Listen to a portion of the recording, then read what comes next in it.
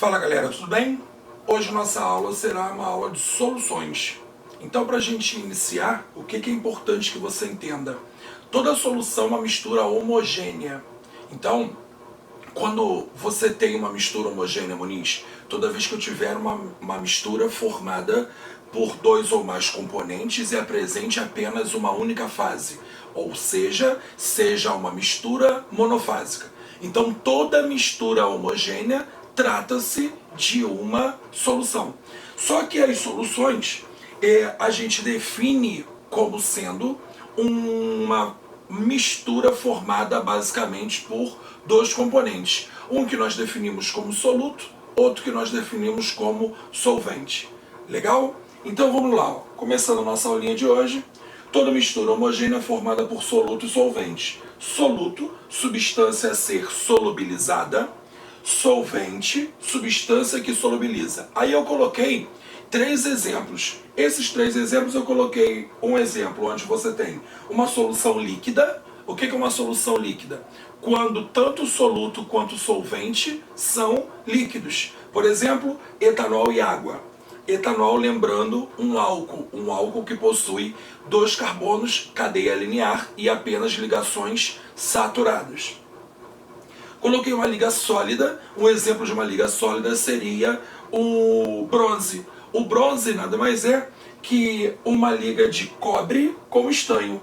Então, solução sólida. Solução gasosa. O que seria uma solução gasosa? Quando ambos os componentes são gases, tanto soluto quanto solvente. N2O2. Normalmente, o soluto é o cara que vai estar na sua solução em menor quantidade. Nesse caso, por exemplo, o N2, você tem cerca de 80% dele no ar atmosférico e o O2, 20%. Então, o O2 seria soluto, enquanto o N2 seria solvente. Beleza até aí? Continuando. Classificação das soluções. Eu posso ter a classificação das soluções quanto a alguns parâmetros. O primeiro parâmetro que eu coloquei foi quanto à condutibilidade elétrica, ou seja, a capacidade de conduzir ou não eletricidade. Toda solução que conduz eletricidade tem uma alta condutibilidade, é denominada uma solução eletrolítica. Então, solução eletrolítica é toda solução que conduz eletricidade. Normalmente você tem uma solução que conduz eletricidade, ela precisa possuir íons. Se eu tiver a presença de íons, obrigatoriamente eu vou ter a condução de corrente elétrica. Tá bom? Então, solução eletrolítica, sal de cozinha, água, NaCl, água. É o que nós chamamos, por exemplo, de NaCl aquoso, que nada mais é que Na mais aquoso mais Cl menos aquoso. Ou seja, toda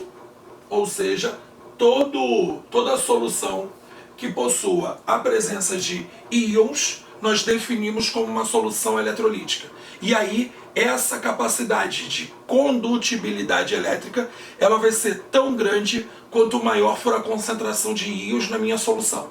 Uma solução não eletrolítica é o que a gente define como uma solução que não possui íons. Se ela não possui íons, normalmente o seu soluto é covalente ou molecular. Aqui em cima, na solução eletrolítica, para que eu tenha a presença de íons, normalmente o meu soluto é iônico. Legal? Existe a possibilidade de eu ter ácidos em água. Então, se eu tenho ácidos em água, o ácido não é um composto iônico. O ácido ele também sofre um processo de ionização, ou seja, quando eu coloco água, eu apresento íons, eu gero íons, e essa produção de íons gera também uma solução eletrolítica. Então, mesmo os ácidos não sendo compostos iônicos, quando colocados em água, eles possuem a capacidade de condução elétrica, tá bom? Agora, quanto ao coeficiente de solubilidade, o que é o coeficiente de solubilidade? Coeficiente de solubilidade nada mais é que a quantidade máxima de soluto solubilizado em uma quantidade padrão de solvente a uma dada temperatura. O coeficiente de solubilidade está atrelado diretamente à quantidade de solvente que você tem e, além da quantidade de solvente que você tem, a temperatura que você está analisando a sua solução. Então, à medida que você aumenta a temperatura da sua solução, significa que essa solução, ela consequentemente, na maioria dos casos, perceba que eu falei na maioria dos casos, porque isso não é uma regra, existe sempre uma possibilidade de quando você aumentar a temperatura, você diminuir a solubilidade. Um exemplo clássico disso é o sulfato de césio, ok? Sulfato de césio, à medida que você aumenta a temperatura, a sua solubilidade numa solução diminui. Então, na maioria dos casos, quando eu aumento a temperatura, eu aumento a solubilidade do meu composto. E aí é importante que você entenda uma coisa. Se você tem, um exemplo, temperatura de 25 graus Celsius, 40 gramas por 40 gramas de NaCl em 100 gramas de água. Então, se eu tenho a 25 graus Celsius, 25 graus de NaCl em uma solução de 100 gramas de água, eu consigo solubilizar no máximo quantos gramas de NaCl? 40. Ou seja, o máximo que eu consigo solubilizar a essa temperatura, nessas condições, é 40 graus Celsius. Legal? Se eu aumentar a temperatura, significa que na maioria dos casos você vai aumentar a sua solubilidade. Tranquilo? Então significa dizer que aqui eu tenho 40 gramas de soluto e 100 gramas de solvente. Logo, de solução, eu tenho 140 gramas. Quanto ao coeficiente de solubilidade, a gente vai classificar as soluções. Então, o que é uma solução insaturada? A quantidade de soluto é menor que a máxima permitida a uma dada temperatura, ou seja, naquele exemplo, vamos voltar lá, naquele exemplo que eu tenho 40 gramas de NaCl e 100 gramas de água, para eu ter uma solução insaturada significa que eu teria que ter qualquer solução que tivesse uma quantidade de NaCl menor que 100 graus, menor que 40, à mesma temperatura, na mesma quantidade de água. Então, por exemplo, você tem 35 gramas de NaCl em 100 de água, continua sendo insaturada. Se eu tenho 39,9, continua sendo insaturada. Por quê? Porque ainda não chegou no meu limite é 40, ok? Solução saturada, a quantidade de soluto é igual à quantidade máxima permitida a uma dada temperatura, ou seja, vamos voltar, a 25 graus Celsius, 40 gramas de NaCl em 100 gramas de água. Então preste atenção, se eu tiver 200 gramas de água e 80 de NaCl, também é uma solução saturada. Porque quando você dobrou a quantidade de água, você dobra a quantidade de sal e a proporção se mantém constante. Perfeito? Se você tiver 300 gramas de água e 120 gramas de NaCl, também é saturada. Agora, se eu tiver 300 gramas de água e 100 gramas de NaCl, não é saturada, ela é insaturada. Porque o limite que você consegue colocar seria 120. Como você só tem 100, você ainda consegue colocar mais 20 gramas e você chegar ao limite que é o máximo permitido. Tranquilo até aí? Beleza. Depois, uma solução supersaturada. A quantidade de soluto é maior que a máxima permitida, mas a uma dada temperatura. Solução instável. Cara, a solução supersaturada, ela é gerada através de um processo de resfriamento. Como é que isso acontece? Você eleva a temperatura de uma solução, você adicionou soluto. Beleza. E aí você vai resfriando gradativamente, vagarosamente, a sua solução. Significa dizer, vamos imaginar que a 25 graus Celsius, lá no nosso exemplo, vamos imaginar que você tem uma solução aqui, onde eu tenho 42 gramas de NaCl em 100 de água. E aí eu tenho 2 gramas de sal, ultrapassando o limite permitido, que é 40, a 25 graus Celsius. O que eu fiz com essa solução? Eu aumentei a temperatura. Quando eu aumentei a temperatura, o que aconteceu com os 42 gramas? Solubilizaram completamente, porque não está mais a 25, está uma temperatura superior. E aí o que eu faço? Depois que toda a quantidade de sal está solúvel na água a uma temperatura maior, eu desligo o bico de Bunsen ou o meu fogão e vou resfriando gradativamente. E aí a solução não percebe que a temperatura diminuiu. Ela não tem vida. Então ela não percebe que a temperatura diminuiu. Então ela continua com a quantidade dissoluto, os 42 gramas, solúvel completamente. Só que a qualquer perturbação, o que vai acontecer? Esses 2 gramas que estavam em excesso solubilizados, solúveis na solução, eles precipitam, vão para o fundo, formando um corpo de fundo. E aí você volta a ter apenas os 40 gramas solubilizados. E aí você deixa de ter uma solução supersaturada e você passa a ter uma solução saturada com corpo de fundo, que é o nosso próximo exemplo. Então, solução saturada com corpo de fundo, a quantidade de soluto é maior que a permitida, solubilizando uma parte e o excesso formará um corpo de fundo. Só que se liga numa coisa, na solução supersaturada, um exemplo clássico disso é cerveja. Cerveja é um exemplo clássico. Cerveja existem várias substâncias solubilizadas ali dentro. Você tem lúpulo, você tem cevada, você tem malte, tudo solubilizado na cerveja. O que eu faço? A cerveja está a temperatura ambiente, coloquei lá para resfriar. Quando eu tiro a cerveja de dentro do freezer, o que tende a acontecer quando você vai abrir bruscamente a cerveja? Ela congela. Por que ela congela? Porque ela estava super saturada, ela era uma solução instável, legal? E aí o que aconteceu? No momento que baixou bruscamente a temperatura, porque é quando você colide, por exemplo, a sua mão com a garrafa de cerveja ou com a lata de cerveja, o que acontece com aquilo ali? Existe um processo vibratório que todo mundo passa rapidamente para a temperatura muito baixa, que é a temperatura que a cerveja estava dentro do freezer, e aí o que acontece com a solução? Congela. Legal? Continuando então, galera, vamos falar agora de exemplos práticos. Exemplos práticos.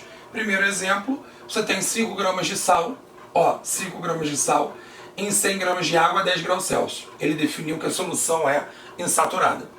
Eu tenho 20 gramas de sal em 100 gramas de água a 10 graus Celsius. Ou seja, ele define que a solução é saturada. Então significa interpretar que a 10 graus Celsius você consegue solubilizar no máximo quanto? 20 gramas de sal em 100 de água, já que é uma solução saturada. Então o coeficiente de solubilidade desse sal a 10 graus Celsius é 20 gramas de sal em 100 de água. Ou depois, 25 gramas de sal em 100 de água a 10 graus Celsius. Significa dizer que você solubilizou 20, dá para você ver aí no desenho, eu vou disponibilizar os PowerPoints dessa aula no Instagram e no YouTube, tá? Estarão disponibilizados lá na bio do Instagram, tá bom? 25 gramas de sal em 100 de água a 10 graus Celsius. E aí o seu desenho mostra que você tem uma solução saturada com precipitado. Esse precipitado nada mais é que o corpo de fundo. Então significa dizer que você só solubilizou 20 gramas e 5 gramas foi para o fundo. Porque o coeficiente de solubilidade, que era a quantidade máxima que você conseguiria solubilizar, é apenas 20. Continuando, aí você tem soluções não saturadas estáveis, que é o que a gente chama de insaturada. Você tem um ponto de saturação, que é também uma solução estável, e você tem as soluções supersaturadas, que são soluções instáveis. O ponto de saturação representa o limite da estabilidade. Consequentemente, as soluções supersaturadas só podem existir em condições especiais, e quando ocorrem, são sempre instáveis. Aí eu coloquei um exemplo de curva de solubilidade. São os exemplos que apresentam quantidade máxima de soluto que pode ser dissolvido em uma quantidade padrão de solvente a uma dada temperatura. Então, 20 graus Celsius, 40 graus Celsius, 60 graus Celsius, 80. Coeficiente de solubilidade do cloreto de amônio, lembrando que, se liga numa coisa, o NH3 é amônia, enquanto o NH4+ é o cátion amônio. Tá lá. Isso é importante que você saiba, tá bom? Aí, vamos lá. Ele te deu a solubilidade, a temperatura, e aí ele está te dando um gráfico. Todos os pontos sobre a reta, exatamente sobre essa reta em azul, significa que você está tratando de uma solução saturada. Todos os pontos abaixo da reta, essa região, você tem uma solução insaturada.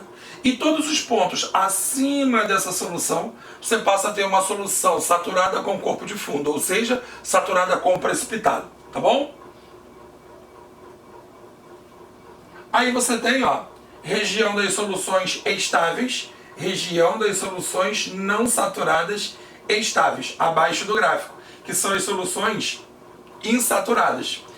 Solução aqui em cima, sobre esse pontinho, sobre essa curva em vermelho, são todas as soluções saturadas. E aqui nessa região, ele coloca assim, ó, região das soluções supersaturadas instáveis. Isso se não houver perturbação. Porque se houver perturbação, por ela ser instável, ela passa a ser saturada com corpo de fundo. Aí você tem, ó, a curva de solubilidade nos indica a composição da solução saturada em cada temperatura, ó. Sobre o ponto, como eu tinha falado, sobre a curva saturada, acima do ponto, só que ainda sendo instável, supersaturada, e abaixo da curva você tem uma solução insaturada.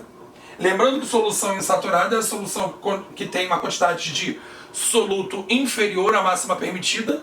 Solução saturada exatamente igual à máxima permitida. Solução supersaturada é uma solução instável que tem uma quantidade de soluto acima da máxima permitida sem apresentar corpo de fundo. Porque se apresentar corpo de fundo passa a ser uma solução saturada com corpo de fundo. Aí, ó, substâncias diferentes apresentam coeficiente de solubilidade distinto. Podemos comparar a solubilidade das substâncias. Como podemos verificar no gráfico, para a maior parte das substâncias, a solubilidade aumenta com a temperatura. Lembra que eu falei sobre isso? Então, ó, o cara com a maior solubilidade aqui, ó, essa curva aqui é endotérmica, essa é endotérmica, essa é endotérmica, essa aqui, ó, é exotérmica. Legal? Por quê? Porque à medida que você aumenta a temperatura, você aumenta a solubilidade. Então você favorece a absorção de calor para você aumentar a solubilidade. Aqui, ó, está sendo ao contrário. À medida que você aumenta a temperatura, você tem uma solubilidade diminuída. Legal? Então você não tem uma dissolução endotérmica. Você tem uma dissolução exotérmica. Tá? Lembrando que endotérmico é quando você absorve calor, ΔH maior que zero. E exotérmico é quando libera calor, ΔH menor que zero. Voltando aqui no gráfico antes, você está percebendo que são três curvas que à medida que a temperatura aumenta, a solubilidade aumenta. Apenas nessa aqui, ó, o sulfato de cério, ok? À medida que a temperatura aumenta, a sua solubilidade diminui. Aí unidades de concentração. As unidades de concentração usam grandezas para expressar a quantidade de soluto por quantidade de solução. Então, ó, unidade de concentração, quantidade de soluto, quantidade de solução. Concentração comum, relação entre a massa do soluto e o volume do solvente, normalmente a unidade é gramas por litro. Tome muito cuidado que você já viu uma fórmula bem próxima dessa. Concentração é a massa sobre o volume, é a densidade. Porém, a densidade é a massa da solução dividido pelo volume da solução. Nesse caso, a concentração comum nada mais é que a massa do soluto dividido pelo volume da solução. Tranquilo? Determine a concentração comum de uma solução de 10 litros de solvente, onde foram dissolvidos. Aí ele te deu a massa de cada um.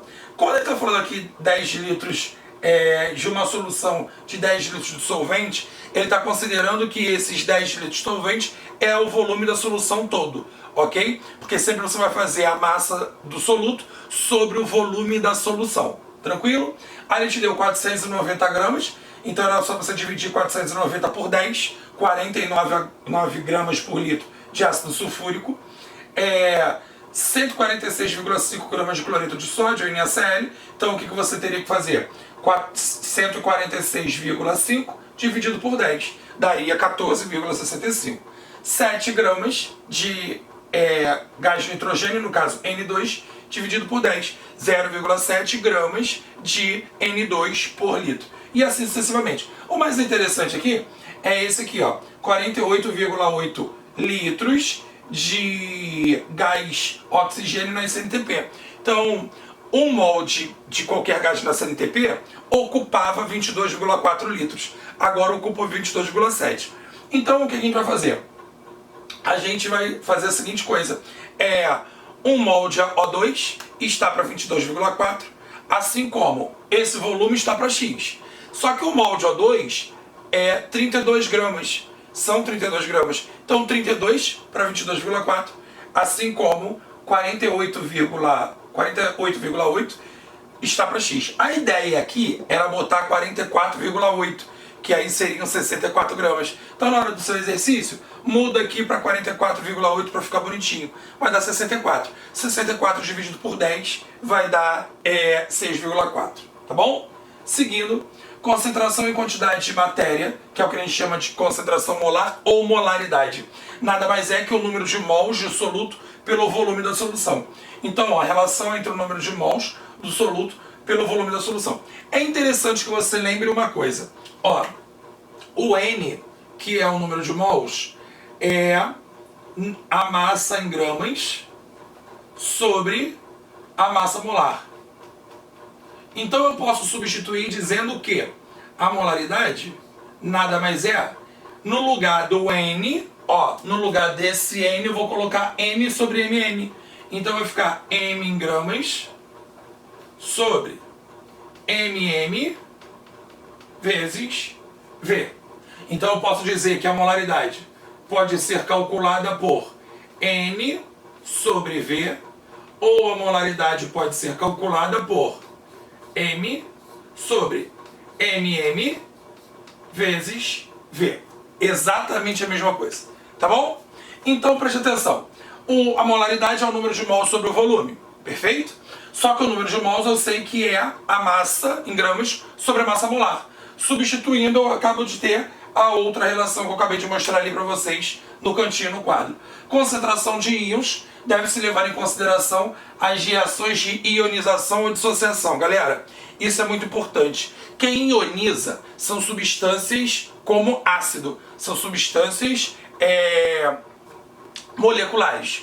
Substâncias que dissociam são substâncias iônicas, por exemplo, base.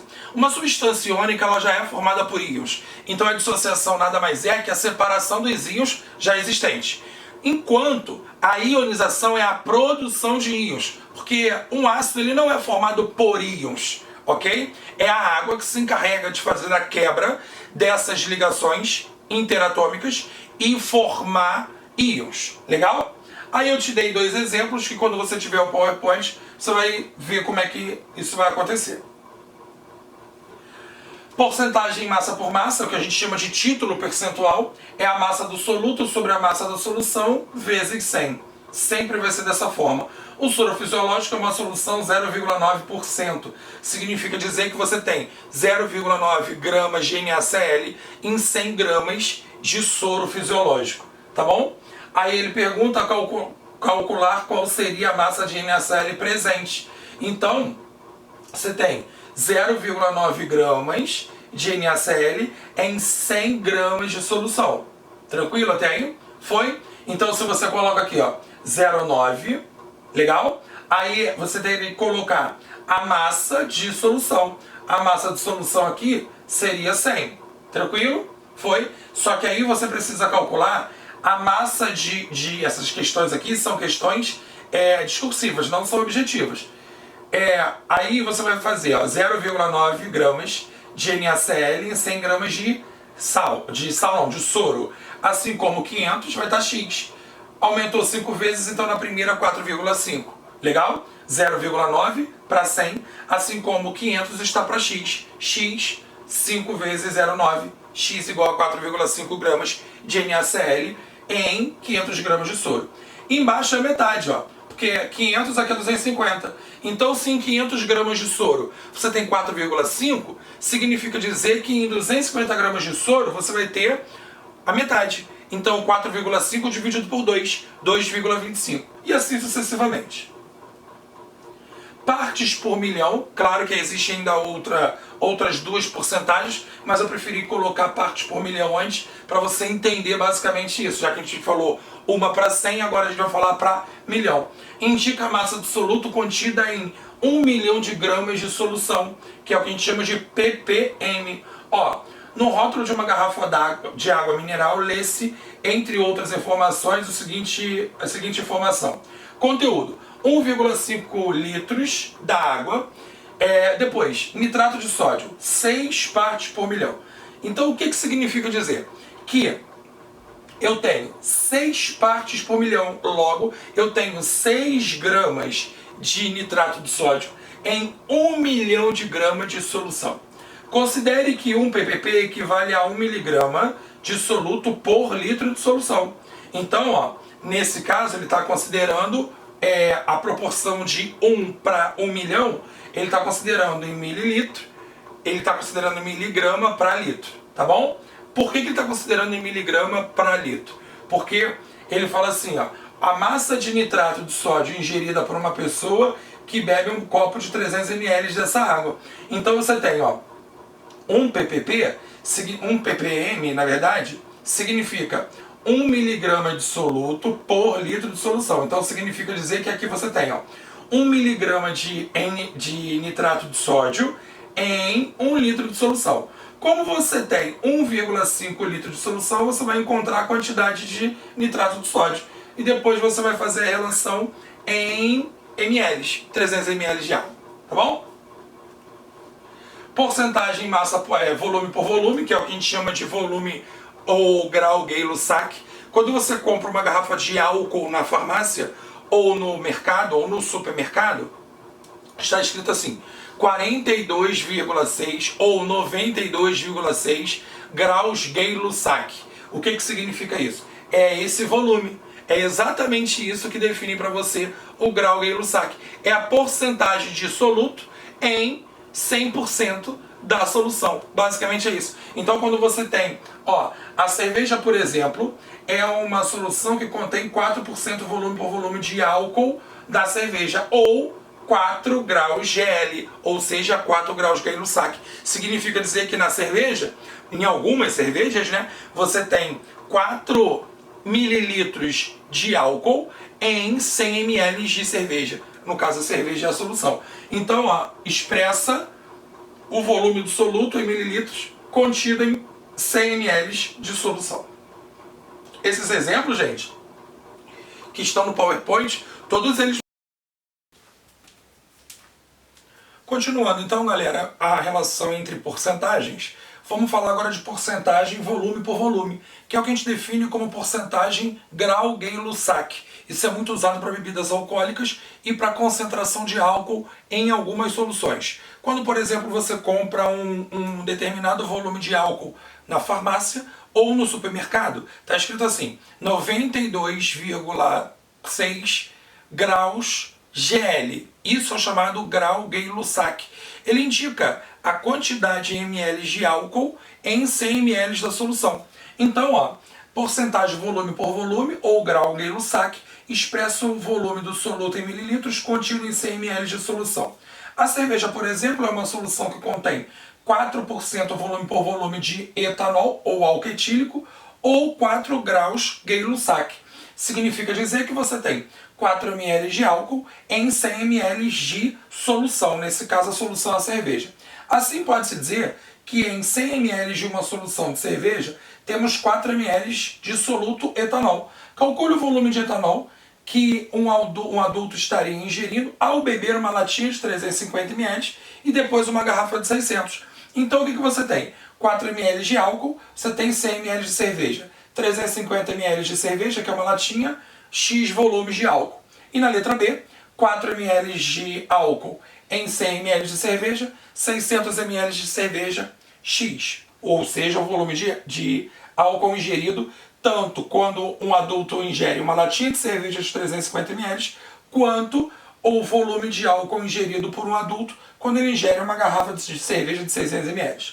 Porcentagem massa por massa expressa a massa do soluto em gramas contido em 100 ml de solução. Então a porcentagem massa por volume é a massa do soluto, o volume da solução vezes 100.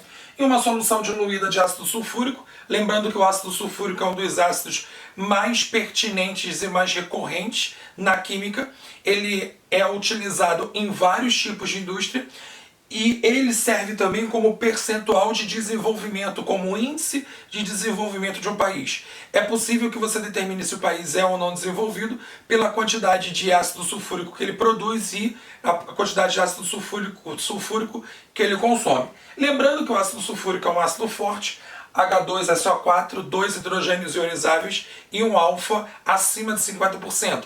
O alfa é o que a gente define como o grau de ionização de um ácido, tá bom? Então ele diz, uma solução diluída de ácido sulfúrico apresenta concentração 5 ml, 5% massa por volume. Calcule o volume da solução necessário para conter 20 gramas desse soluto referido, ou seja, 5 gramas do H2SO4 está para 100 ml de solução, assim como 20 gramas X.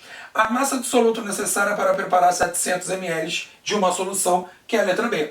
Então, 5 gramas de soluto está para 100 ml de solução, 700 ml de solução está para X. Você vai achar a quantidade de soluto necessária, ok? E aqui eu coloquei uma tabela para a gente fechar a nossa aula de hoje, que é em relação a tudo que a gente falou de unidade de concentração. Relações entre unidades de concentração.